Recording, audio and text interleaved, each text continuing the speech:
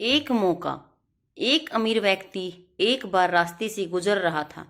तभी उसकी नज़र एक भिखारी पर पड़ी जो कि भीख मांग रहा था।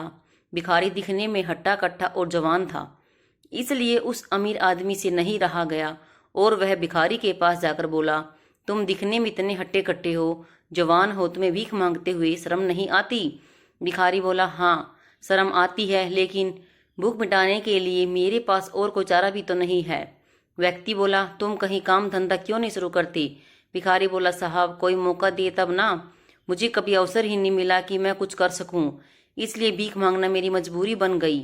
भिखारी की बात सुनकर व्यक्ति सोच में पड़ गया और कुछ देर बाद बोला, ठीक है, अगर ऐसी ही बात है तो मैं तुम्हें एक मौका देता हूँ, मेरे साथ काम करोगे? उस व्यक्ति की बात सुनकर भिखारी की आंखों में चमक आ गई। वह तुरंत बोला, हाँ हाँ साहब, क्यों नहीं, बताइए क्या करना है, मैं कुछ भी करने को तैयार हूँ।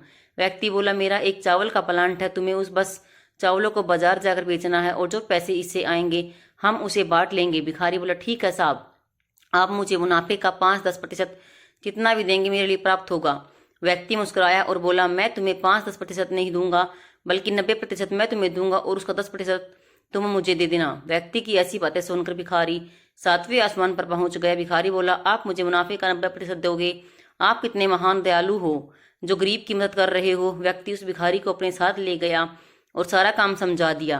भिखारी ने अपना काम शुरू कर दिया। वह दिन रात मेहनत करता, गर्मी में बाजार में जा जाकर चावल बेचता। धीरे धीरे उसके भीतर आत्मविश्वास आने लगा था। जैसे जैसे एक महीना बीत रहा था, भिखारी को उस व्यक्ति को 10% देने का वक्त आ रहा था। उसके मन में विचार उठने लगा कि महीने भर मैंने जी तोड़ मेहनत करी, मैं अपनी मेहनत का 10% भी उसे क्यों दूं। एक महीने बाद जब वह अमीर आदमी भिखारी के पास मिलने पहुंचा और कहने लगा, कैसा चल रहा है तुम्हारा काम? भिखारी बोला, कुछ खास नहीं, ज्यादा मुनाफा नहीं हो पाया।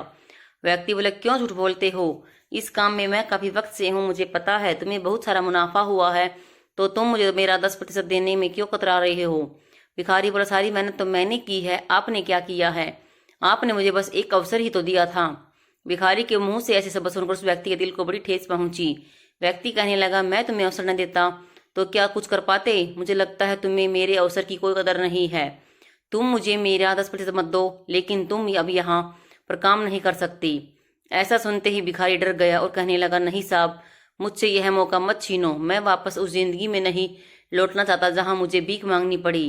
व्यक्ति बोला, तुम्हें तो मेरे दिए गए मौके की कदर तक नहीं है, तो मैं क्यों तुम्हारी मेहनत की कदर करूं, क्यों तुम्हारे जीवन के बारे में सोचूं? उसकी बात सुनते ही भिखारी का सर शर्म से झुक गया, उसकी आंखों में आंसू आ गए।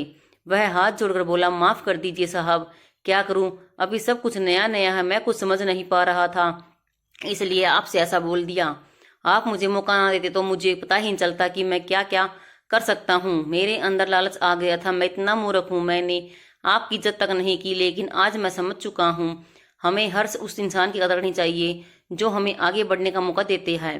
भिखारी की बातें सुनकर उस व्यक्ति को दया आ गई। वह कहने लगा, ठीक है, तुम मेरे साथ काम कर सकते हो, लेकिन याद रखना, बिजनेस का एक असूल है, अपनी बात पर हमेशा खरा रहना और दूसरों के दिए गए अवसर की हमेशा इज्जत करना। इस कहानी को हम अपने जीवन से जोड़कर देख सकते हैं। उस अमीर व्यक्ति की तरह ईश्वर हमें भी कई मौके देते हैं, लेकिन आगे बढ़ जाने के बाद हम उस दिए गए मौके को भूल जाते हैं। हमें भी ईश्वर के दिए गए मौके का 10% लौटाना चाहिए, उनके द्वारा दी गई जिंदगी का आभार व्यक्त करें। धन्यवाद।